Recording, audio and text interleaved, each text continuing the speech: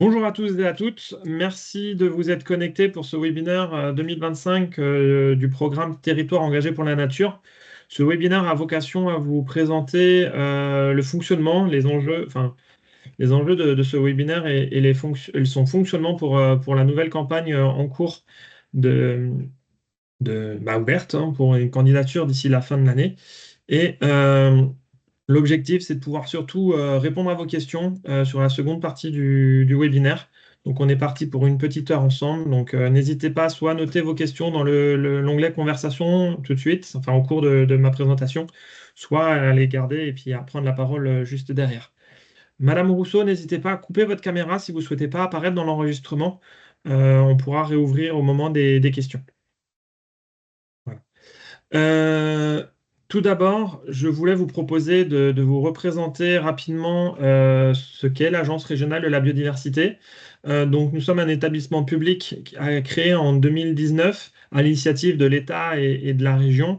Et nous regroupons 22 structures membres, dont vous avez les noms là dans le schéma sur la diapositive. L'objectif de l'agence, c'est autour de cette communauté d'acteurs coopérer autour des sujets de la biodiversité et faire que l'on puisse faciliter l'émergence de projets au sein de la région pour les porteurs de projets que peuvent être les associations, les collectivités et toute personne susceptible de s'intéresser au sujet. L'idée, c'est vraiment de faire de la biodiversité un enjeu partagé et surtout transversal à l'ensemble de nos compétences. Euh, tout de suite, pour vous dire que nous ne sommes ni service de l'État ou de la région, donc on ne va pas forcément avoir les mêmes compétences, les mêmes réponses qu'eux, évidemment. Et on n'est pas non plus une assistance à maîtrise d'ouvrage. J'entends par là qu'on va être facilitateur, on va aider à l'émergence de projets, mais on ne va pas aider à la rédaction de cahiers des charges, par exemple, ou de demandes de subvention. On est vraiment là pour aider, faire semer une graine et faire en sorte que les projets biodiversité émergent et on peut après mettre en relation avec les financeurs et les partenaires techniques locaux, pouvant accompagner les collectivités, notamment vu que vous êtes principalement issus de ce milieu, enfin de ces acteurs aujourd'hui. On n'est pas non plus financeur, donc je le disais, on va orienter vers les financeurs, mais nous n'avons pas vocation à octroyer de l'argent, des subventions. Par contre, on est vraiment cœur de réseau, centre de ressources. Donc, vous avez pu, en vous inscrivant pour ce webinaire, passer par le portail de la biodiversité, qui est un site internet collaboratif avec nos membres, mais aussi des acteurs hors membres de l'agence, mais des acteurs régionaux.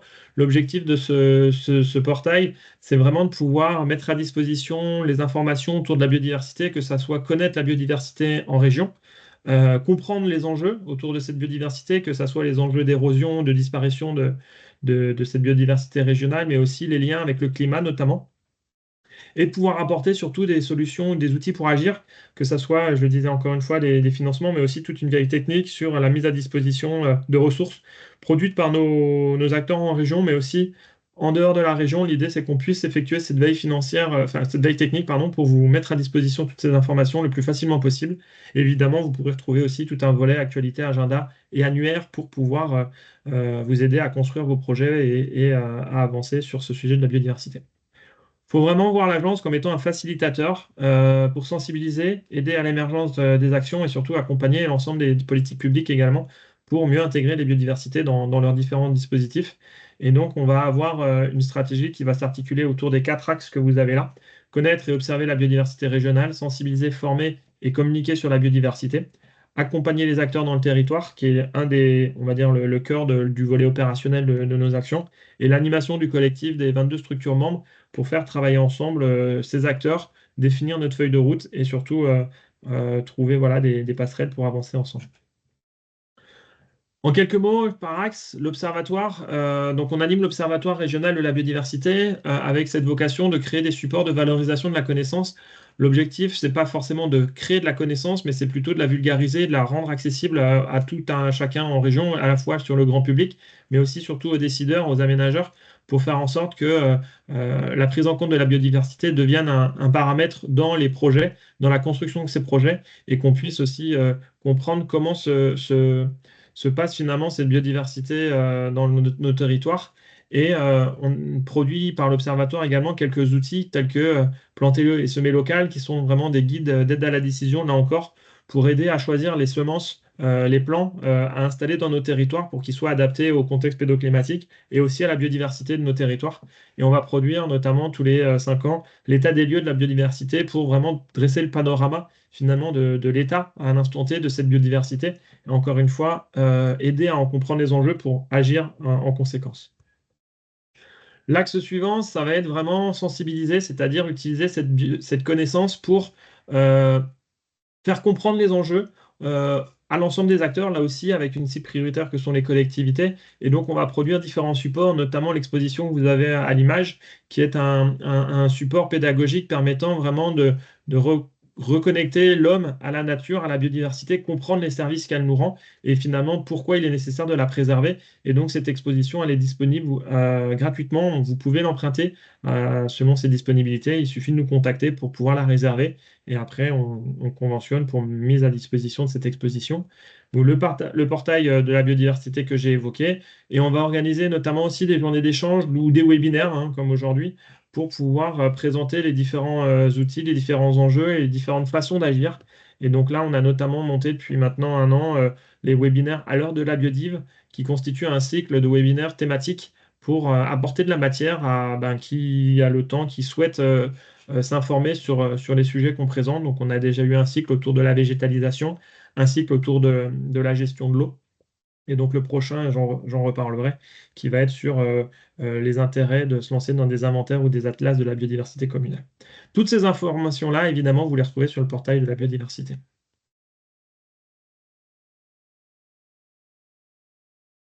L'axe numéro 3 dans lequel s'inscrit ce webinaire, ça va être vraiment accompagner les acteurs pour faire émerger des projets.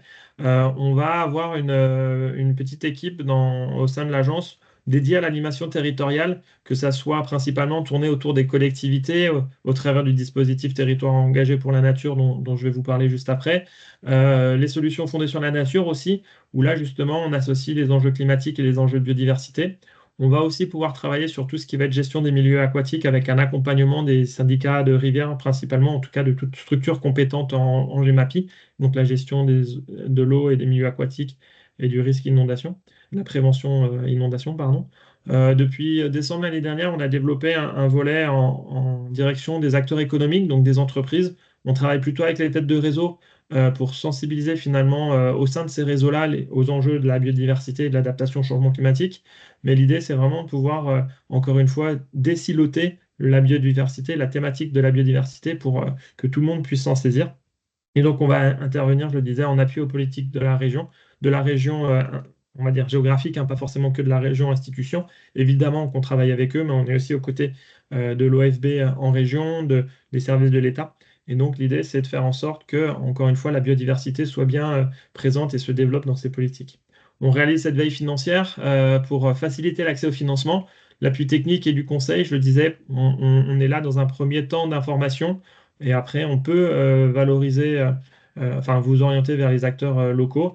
Et on a ce temps aussi de valorisation des retours d'expérience, tout ça pour essayer d'insuffler ou en tout cas d'embarquer les gens qui veulent faire des choses en leur montrant le champ du possible par des retours d'expérience inspirants. On ne cherche pas forcément l'exemplarité qui n'est souvent pas reproductible, mais c'est plutôt aller chercher les bonnes idées, les bonnes actions pour donner encore une fois envie de se lancer.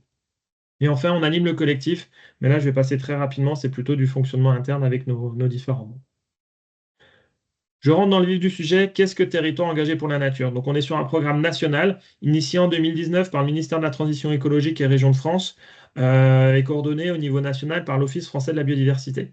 C'est le volet collectivité du programme des engagés pour la nature, dont vous retrouvez les deux autres volets, le volet entreprise engagée pour la nature et le volet ambassadeur engagé pour la nature. Ce dernier, c'est plutôt un volet pour les structures qui sont en capacité d'embarquer sur les deux premiers dispositifs auprès de ces publics, que ce soit les collectivités ou les entreprises. Donc ça peut être soit des fédérations d'entreprises, des associations d'élus, des associations naturalistes évidemment qui pourraient faire la promotion des deux premiers outils. Et voilà, si vous voulez en savoir plus, on pourra échanger dessus. L'objectif des territoires engagés pour la nature, c'est vraiment de rentrer dans une démarche d'amélioration continue et de faire émerger, reconnaître et surtout valoriser, accompagner les collectivités qui s'engagent sur un plan d'action en faveur de la biodiversité pour améliorer, encore une fois, les actions qu'elles peuvent mener sur les questions de biodiversité. On essaye aussi, on veut que cette démarche soit transversale, c'est-à-dire essayer de sortir de la prise en compte de la biodiversité uniquement sur la gestion des espaces verts et des espaces de nature, naturels, mais plutôt d'aller réfléchir sur toutes les actions que peuvent avoir les collectivités. Est-ce qu'il y a un lien ou pas avec la biodiversité, un impact? Dans ce cas-là, on va essayer de le réduire. Ou est-ce que ça peut être l'opportunité pour favoriser la biodiversité? Je vais prendre un seul exemple pour illustrer cela. Par exemple, vous avez des travaux de rénovation énergétique d'un bâtiment communal. L'idée, c'est de se poser les questions sur la prise en compte de la biodiversité sur ce bâti, que ce soit les hirondelles sur les fenêtres ou des chauves-souris dans les combles. L'idée, ça va être de les prendre en compte dès le démarrage du projet pour que finalement, ça ne soit pas une charge ou une contrainte dans la conduite du projet, mais plutôt une opportunité de favoriser cette biodiversité, parce que les solutions techniques sont là, les partenaires qui peuvent accompagner sont là. Parfois, des financements peuvent exister. Il suffit juste de se poser la question au bon moment dans le projet et pas venir à la fin quand les échafaudages se mettent en place en disant stop, vous ne pouvez pas intervenir, il y a des hirondelles sur les fenêtres. Voilà, l'idée c'est plutôt d'anticiper et de trouver des solutions le plus tôt possible dans la conduite de vos projets. Évidemment, la volonté aussi, c'est d'apporter de la cohérence globale dans les outils, qu'ils soient techniques ou financiers, qui peuvent accompagner les projets. Et là aussi, on peut être facilitateur dans cette démarche. Le dispositif, je le disais, il est coordonné au national par l'Office français de la biodiversité, déjà plus de 750 collectivités reconnues à l'échelle nationale. Une mise en œuvre, par contre, qui est régionale, c'est-à-dire que chaque région s'est structurée à son rythme pour pouvoir territorialiser le dispositif, le programme. Donc nous, en Centre-Val de Loire, on a pu se lancer dès 2019, donc dès la première année de l'outil. Mais vous voyez, par exemple, que ça soit Réunion Martinique, le dispositif n'est pas encore tout à fait ouvert. Par contre, toute la France métropolitaine a aujourd'hui accès à ce dispositif. Et donc, en Centre-Val de Loire, l'animation est portée par l'Agence régionale de la biodiversité, mais c'est un pilotage collectif au travers des structures que vous allez pouvoir retrouver là sur la diapositive. L'idée, c'est vraiment d'avoir une vision là aussi transversale des différents acteurs de la biodiversité pour venir accompagner le déploiement de ce programme avec, encore une fois, l'objectif de croiser les thématiques, de croiser les enjeux, croiser les financements aussi. Je le dis tout de suite, le dispositif Territoire engagé pour la nature ne dispose pas de financement. Il va plutôt accompagner pour aller chercher des financements ailleurs, chez les financeurs, on va dire, habituels. Et l'idée, ça va vraiment être d'apporter un petit peu d'huile dans les rouages grâce à ce collectif. Et en Centre-Val-de-Loire, là aussi, toute l'explication qui va venir après concerne uniquement le Centre-Val-de-Loire. Il y a quelques inscrits pour la journée, pour le webinaire d'aujourd'hui qui peuvent venir d'autres régions, qui ont pu voir notre webinaire sur les réseaux sociaux notamment. L'idée, c'est vraiment d'avoir un discours Centre-Val-de-Loire aujourd'hui. Et en Centre-Val-de-Loire, le dispositif n'est ouvert qu'aux communes et aux intercommunalités. Nous n'avons pas fait le choix de l'ouvrir notamment aux syndicats mixtes, que ce soit de pays, PETR ou même les syndicats mixtes de parcs ou de syndicats de rivières, considérant que ces acteurs-là sont plutôt dans le soutien aux deux autres catégories, donc communes et intercommunalités, par rapport à la mise en œuvre de projets. Et surtout, les communes et intercommunalités vont vraiment avoir un prisme assez large de l'aménagement du territoire, permettant d'intégrer voilà, la biodiversité dans tous ces champs de compétences. Aujourd'hui, le dispositif regroupe déjà 45 collectivités reconnues. Donc, certaines sont au premier cycle de reconnaissance de 3 ans. D'autres viennent de commencer le troisième cycle de reconnaissance, donc les premières qui s'étaient engagées dès 2019.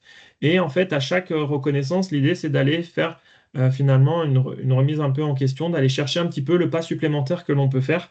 Et vous voyez qu'au niveau régional, on va dire une présence de collectivités dans tous les départements, ce qui permet aussi de favoriser les échanges entre pairs. Mais ça, j'y reviendrai par la suite. Pourquoi s'engager? Un peu la question cœur de ce dispositif.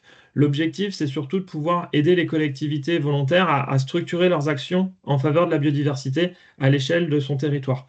L'objectif, c'est de finalement créer une dynamique d'amélioration, encore une fois, j'insiste sur le terme de progrès, pardon, pour faire en sorte que tout le monde comprenne les enjeux et tout le monde puisse, à sa hauteur, en fonction de ses compétences, ben, améliorer sa prise en compte de la biodiversité. Ça permet aussi voilà, de désiloter le sujet de la biodiversité en réunissant à la fois élus, techniciens, services de différentes compétences, mais qui peuvent avoir un impact sur la biodiversité afin de construire un projet commun intégrant cette biodiversité. Et l'idée, encore une fois, c'est d'apporter cette cohérence globale sur la question de la biodiversité à l'échelle de la collectivité.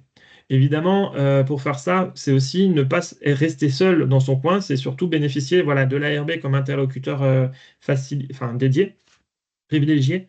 L'idée, c'est pas forcément de court-circuiter les contacts que vous pouvez déjà avoir en local, hein, avec le réseau associatif notamment, je pense à lui, mais ça pourrait être avec d'autres acteurs. L'idée, c'est plutôt de venir compléter. Quand les acteurs, on va dire, de votre quotidien n'ont pas de réponse, vous pouvez vous tourner vers nous sur les sujets, voilà, biodiversité, adaptation au changement climatique. Et nous, soit on a la réponse directement, soit ça va venir dans notre réseau et on peut aller vous chercher, voilà, le bon interlocuteur, la bonne ressource technique, le bon financeur pour aider à la mise en œuvre de votre projet. Et le dispositif, il a aussi cette vocation à faciliter la mise en réseau par rapport aux autres collectivités. Je le rappelle jeudi. Ah, pardon. C'est samedi matin ou samedi après-midi. Je vais couper le micro. C'est bon. Voilà, pardon. Donc voilà, l'idée, c'est vraiment de ne pas rester bloqué et pouvoir s'entraider entre collectivités aussi, toujours dans le but de porter du projet biodiversité.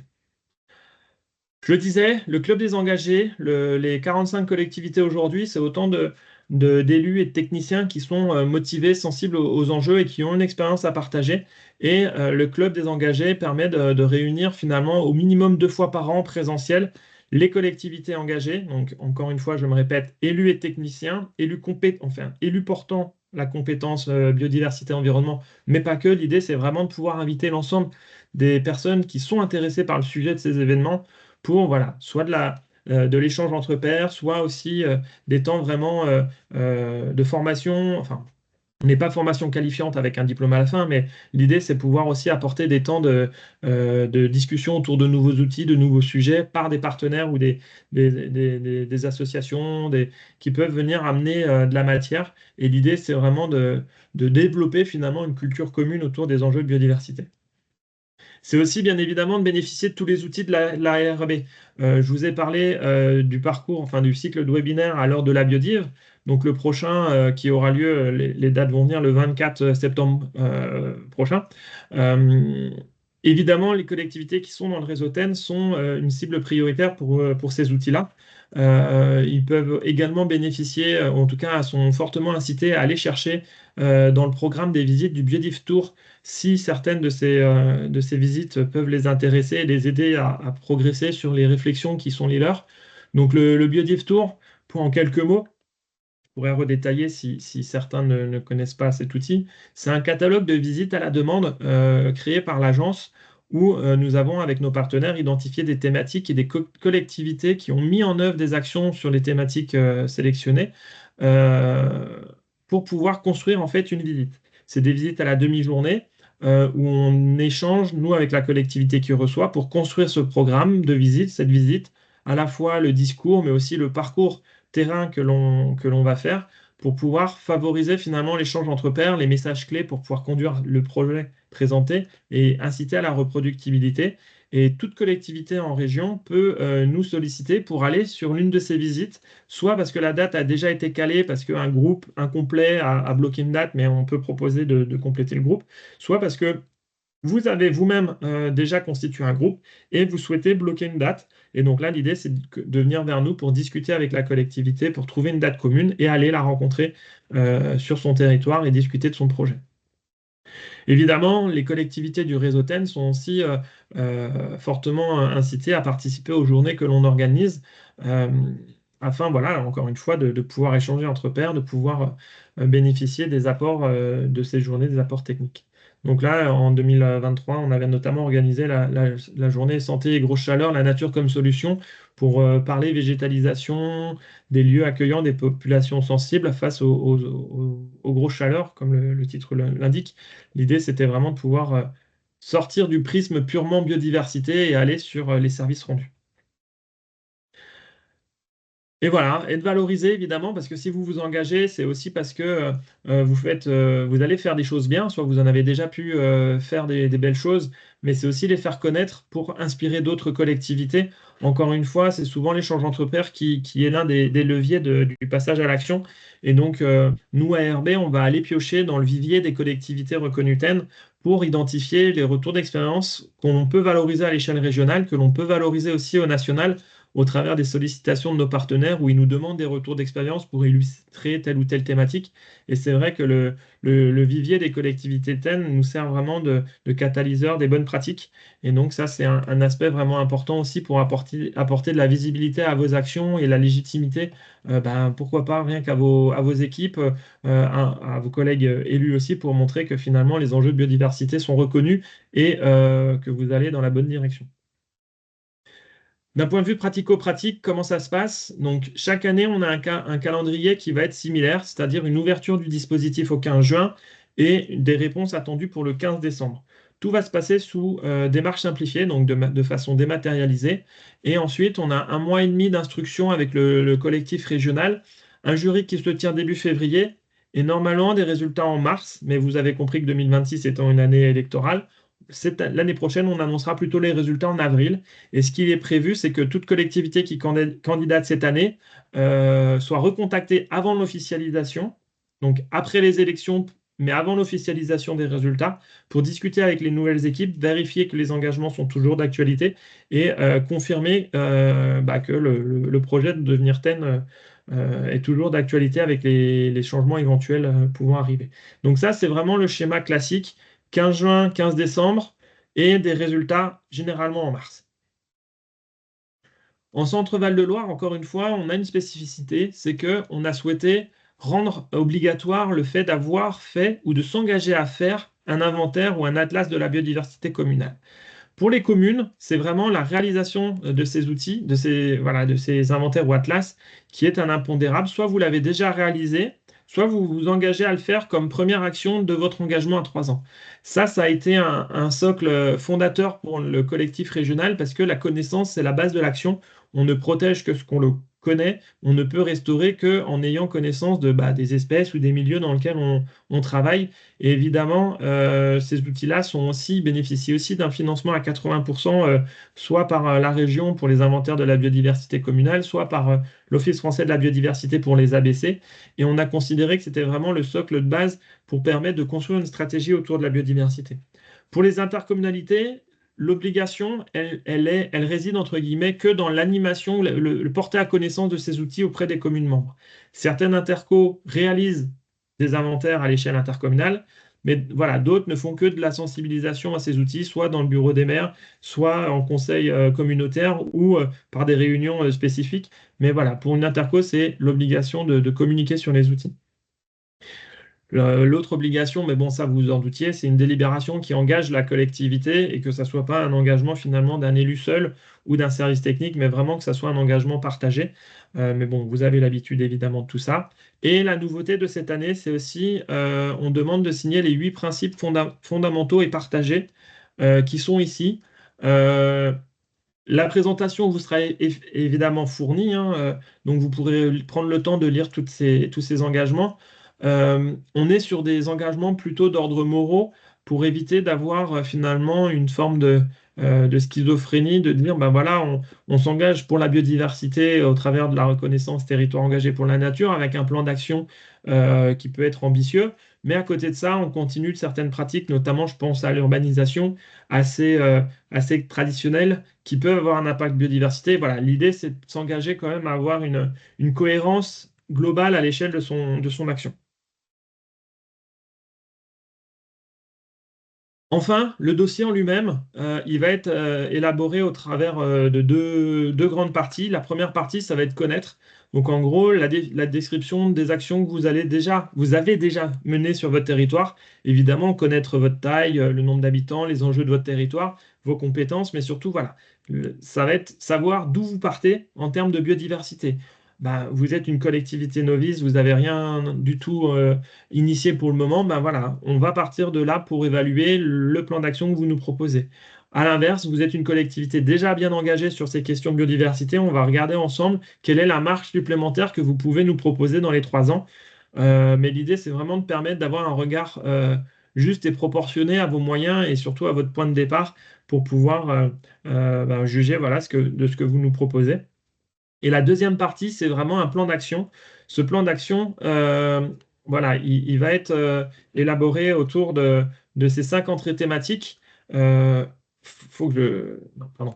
de ces 5 entrées thématiques que sont la connaissance, la planification, l'aménagement, la gestion, la mobilisation. En gros, ce qu'on va vous demander, c'est au maximum 12 fiches actions. Ces fiches actions pouvant relever de ces 5 entrées thématiques, donc la connaissance, vous l'avez compris, améliorer la connaissance biodiversité de son territoire.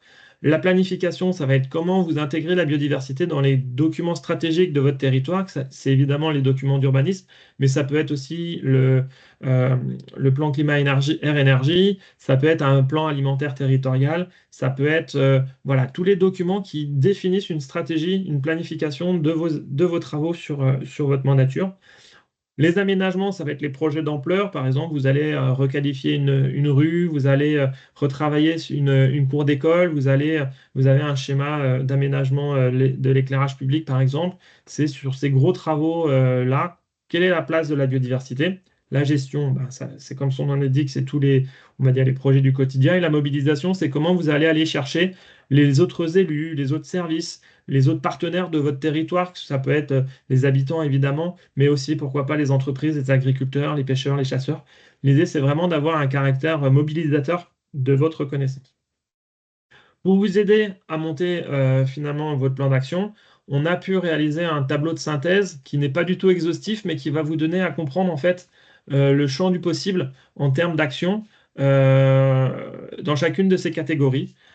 Je ne vais pas revenir en détail, vous aurez de toute façon le tableau à disposition pour voilà, vous inspirer, regarder à peu près les attendus. Et l'idée là, c'est surtout que je m'arrête ici pour pouvoir échanger avec vous, répondre à vos questions. On a encore une demi-heure, c'était voulu hein, de prendre un temps important pour les questions.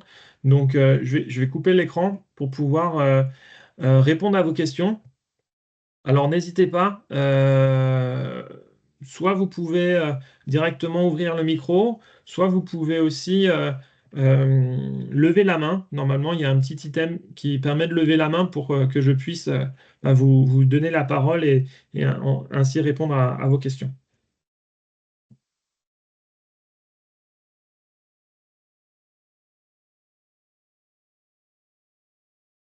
J'espère que je ne vous ai pas assommé. N'hésitez pas à ouvrir vos micros pour prendre la parole, poser toutes vos questions.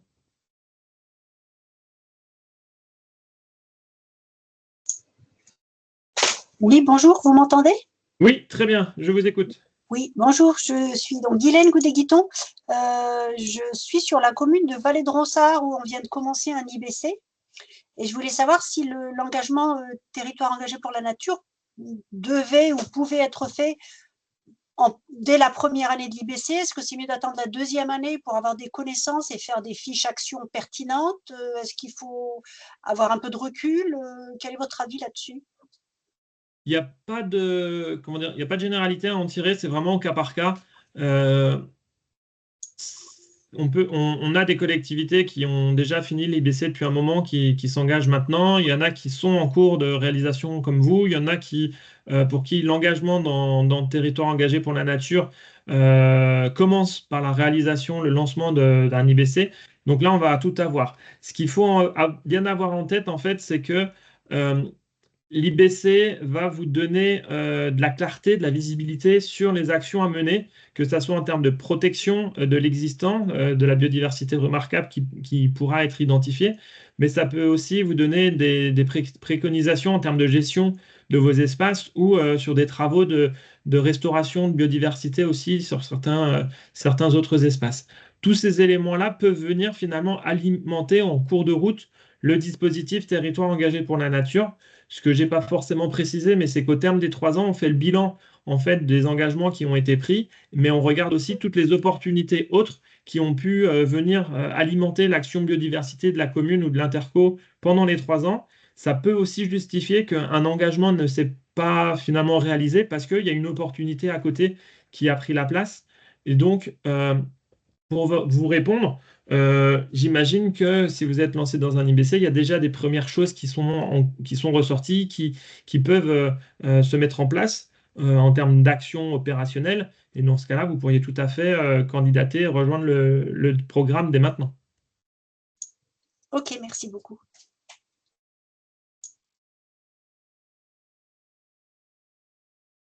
Oui, Anne? Oui, bonjour à tous, bonjour Benjamin.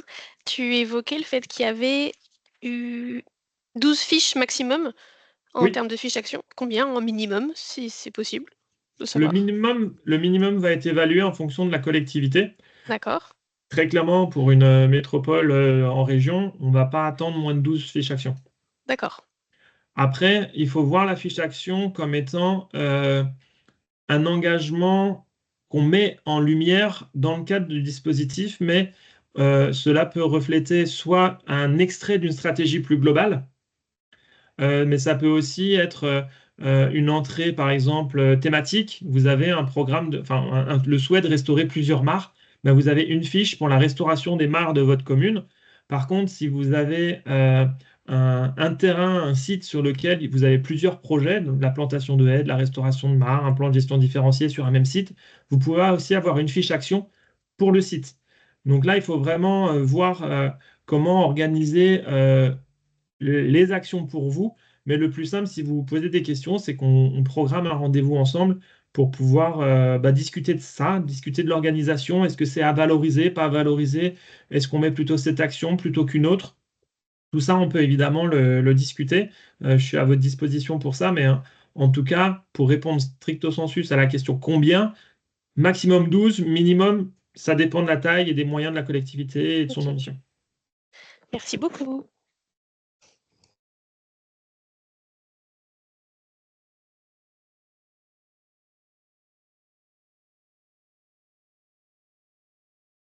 Oui, Monsieur Rousselet.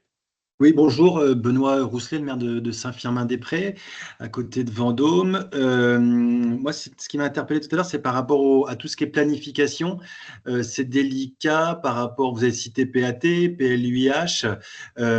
Du coup, nous, on peut faire état de ce qui est fait, mais c'est jamais à l'échelle de la commune. Donc ça, c'est valable pour les EPCI, mais comment le valoriser pour les communes, du coup? Effectivement, sur ce sujet-là, c'est un peu la limite en fait de l'exercice du poids de la commune dans le document intercommunal. De quelle façon ou jusqu'où vous arrivez à faire, on va dire, évoluer le document.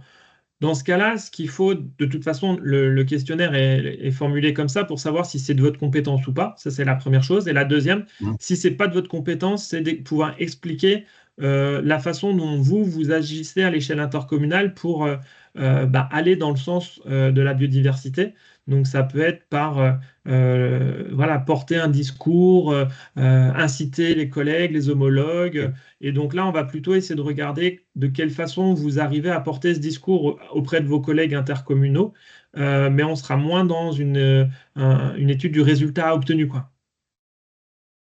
Donc, par exemple, on est en cours, nous, l'agglomération nous a contacté, enfin, nous a demandé de travailler sur l'identification d'arbres remarquables. On l'a fait, plus qu'à minima.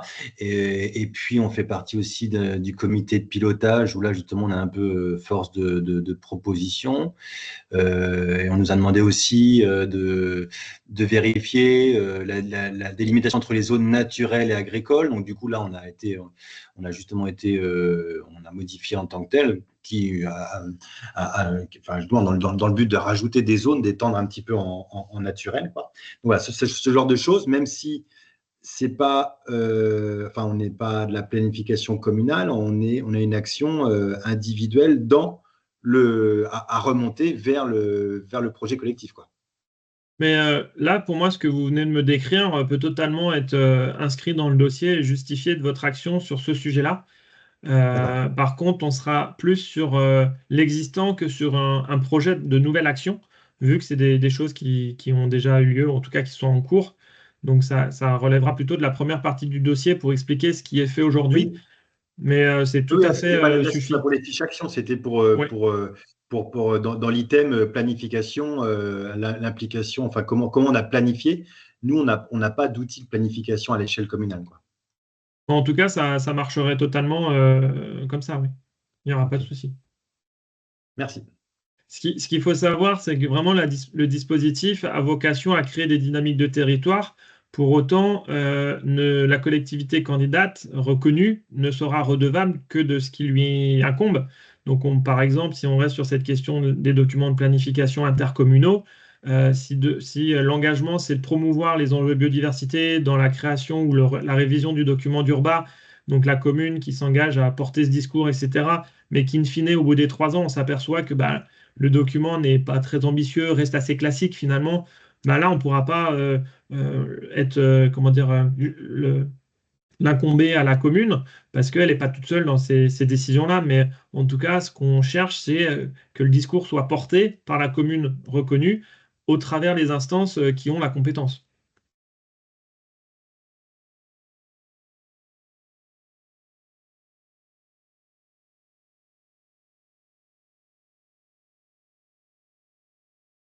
N'hésitez pas si vous avez d'autres questions.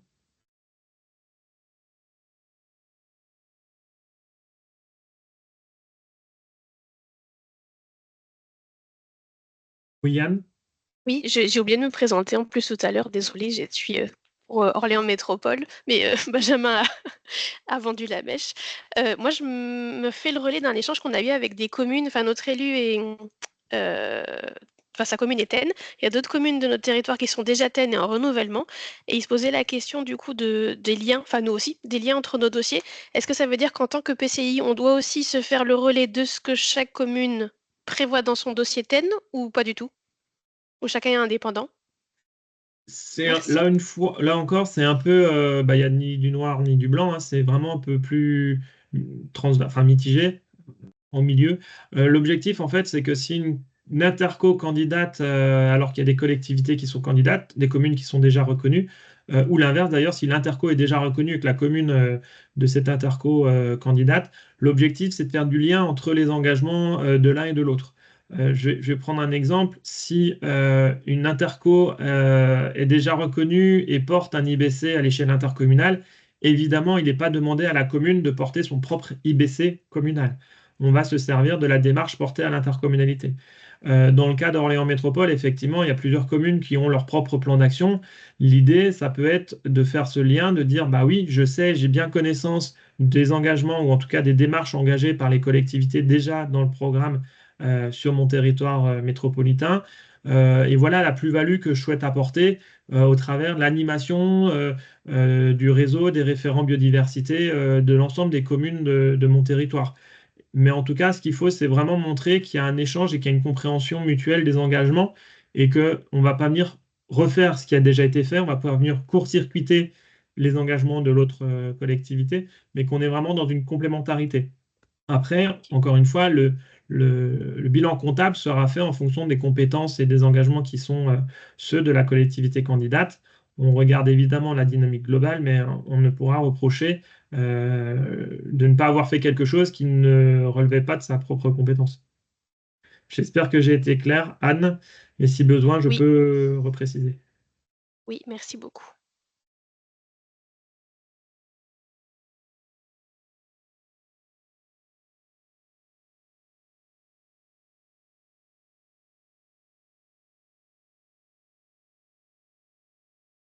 Oui, je vois une question dans le chat. Quels sont les documents que vous transmettrez à l'issue de ce webinaire, le diaporama, la charte d'engagement? Oui, effectivement. Donc le webinaire est enregistré, il sera mis en replay accessible sur le portail de la biodiversité. Sur la page, il y aura également le PDF de la présentation avec les liens. Vous verrez là sur la dernière diapo que je vous présenterai après, il y a des liens vers des ressources ou en tout cas des événements. Donc les liens seront actifs dessus. Et la charte d'engagement pourra être trouvée aussi à ce moment-là et elle sera mise sur la page aussi dédiée au dispositif Territoire engagé pour la nature pour que vous ayez toutes les informations sans problème. Quoi qu'il arrive, si vous avez d'autres questions, de toute façon, moi je reste à disposition, hein, mais euh, voilà, on va fournir le maximum d'informations pour que vous ayez tout pour décider ou non de candidater dès cette année, ou sinon ça pourra être aussi pour l'année prochaine. Il n'y a aucun souci. Mais si vous avez des questions, n'hésitez pas, on a encore un petit quart d'heure pour échanger.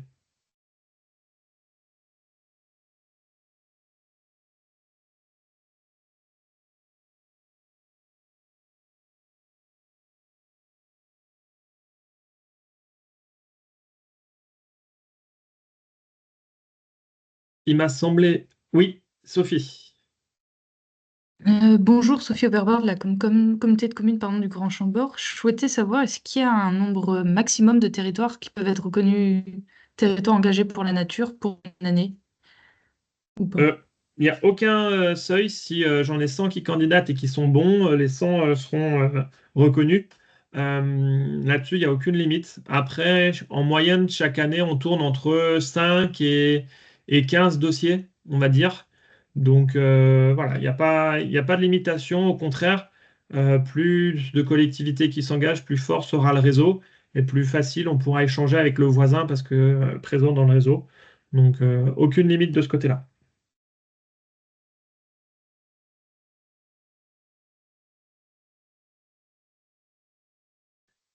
Oui, Christophe. Je vais avoir une question un petit peu décalée. Nous, on a aussi des entreprises qui, autour de Chartres, qui nous Est-ce demandent que tu peux te des présenter, Christophe, pour... oui, Christophe Deroux, directeur de Réloir Nature. Et ma question était, on a également des entreprises qui nous ont demandé des inventaires de biodiversité et également des aménagements de leur espace.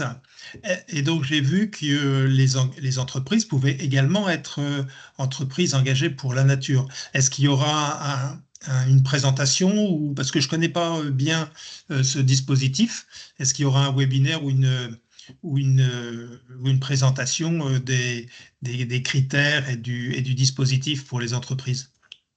Oui, tout à fait. Ça, c'est quelque chose qui est en cours de, on va dire, de réflexion. Donc, on a lancé pas plus tard que jeudi dernier la territorialisation officiellement d'entreprises engagées pour la nature. Donc là, le dispositif existe depuis 2019 également, mais a été animé au national. Et donc, depuis maintenant un peu moins d'une semaine, on est officiellement en charge de l'animation à l'échelle régionale pour les TPE, PME. Et donc, dans ce cadre, on va effectivement davantage communiquer sur le dispositif, à la fois sur le déroulé, les enjeux et surtout les modalités d'accès au dispositif. Donc, toutes les informations te seront normalement communiquées aussi dès que ça sortira. Mais tu peux déjà retrouver des éléments sur le portail de la biodiversité. Il y a quelques éléments qui sont publiés depuis début septembre. Ok, bon, ok, merci, je vais voir ça.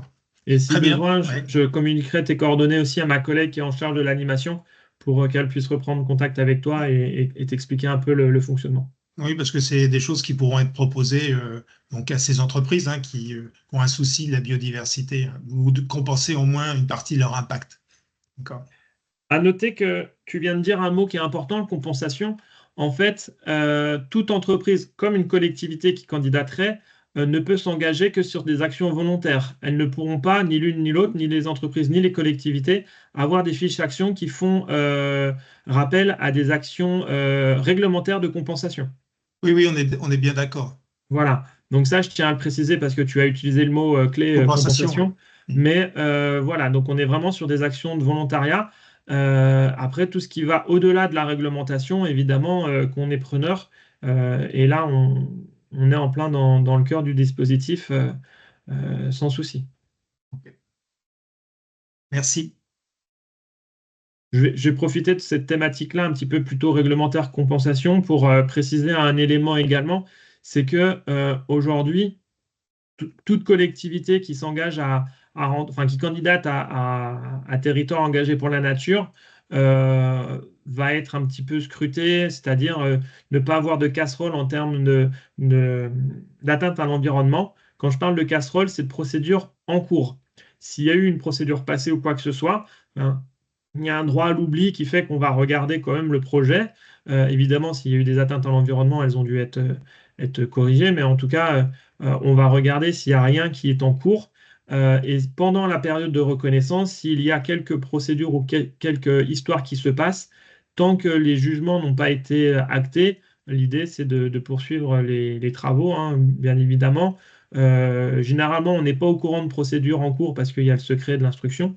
Mais en tout cas, s'il y a des projets aussi, je vais prendre l'exemple assez classique du projet d'aménagement avec des atteintes à l'environnement, tant que la procédure est réglementaire et respectée, même s'il y a des atteintes et il y a des dérogations espèces protégées, la réglementation s'applique, la réglementation est respectée, le projet continue, la collectivité reste évidemment dans le réseau.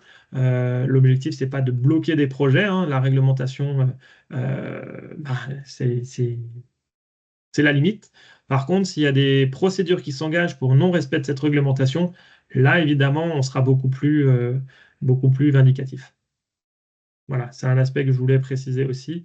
Vous l'aurez compris, le dispositif territoire engagé pour la nature, c'est on progresse ensemble. Ce n'est pas une exemplarité immédiate à démontrer, mais l'idée, c'est quand même d'éviter toute atteinte. Vous l'aurez compris, hein, mais ça allait mieux en le rappelant.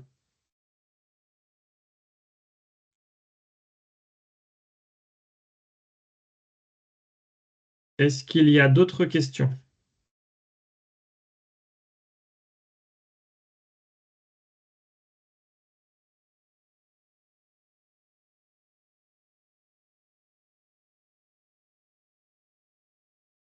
Non.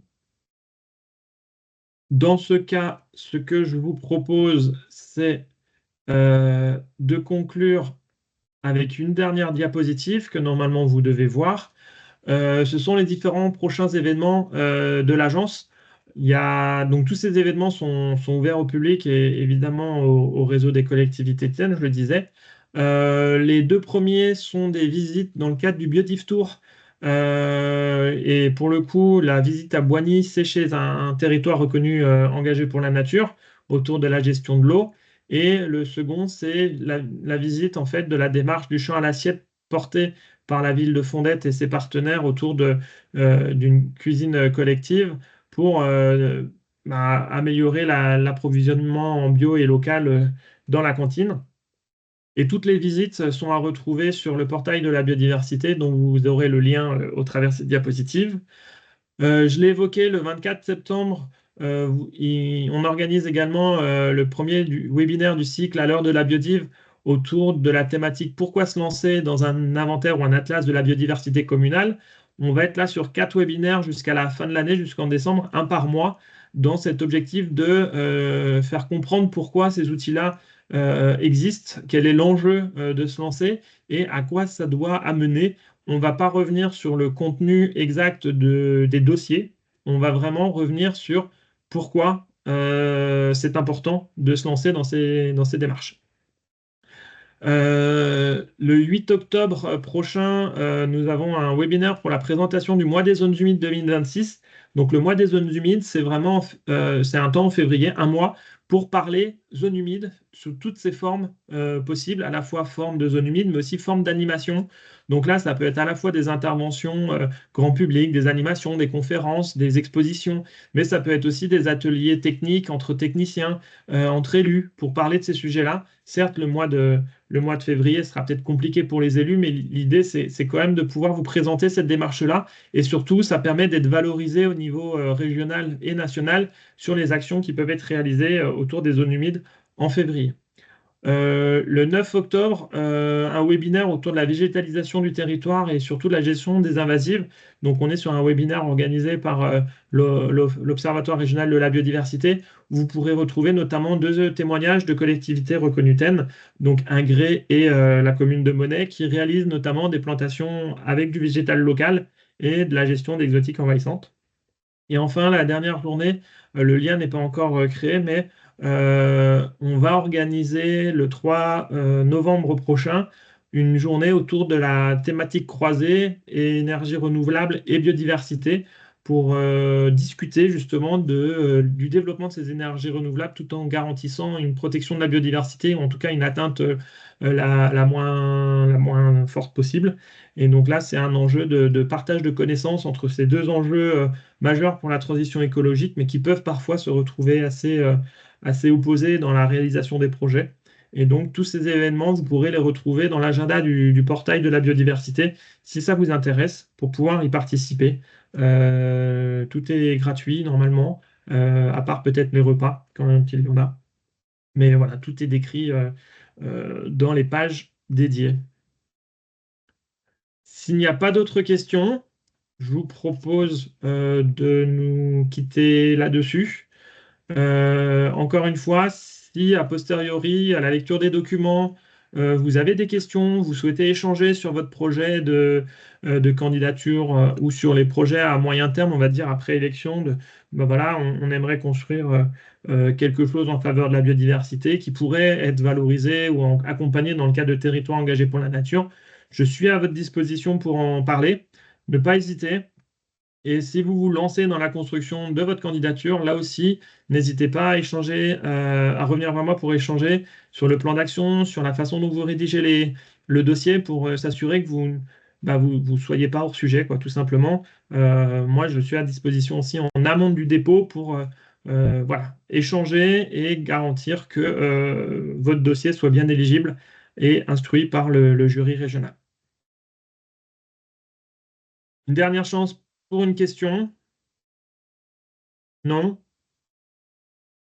Ben, je vous remercie beaucoup pour votre participation aujourd'hui et n'hésitez pas à revenir vers l'ARB si besoin pour plus d'informations, pour échanger sur vos projets ou toute autre question. Merci à vous et je vous souhaite une bonne fin de journée. Merci À bientôt. beaucoup. Au revoir. Merci, au revoir. Merci, au revoir.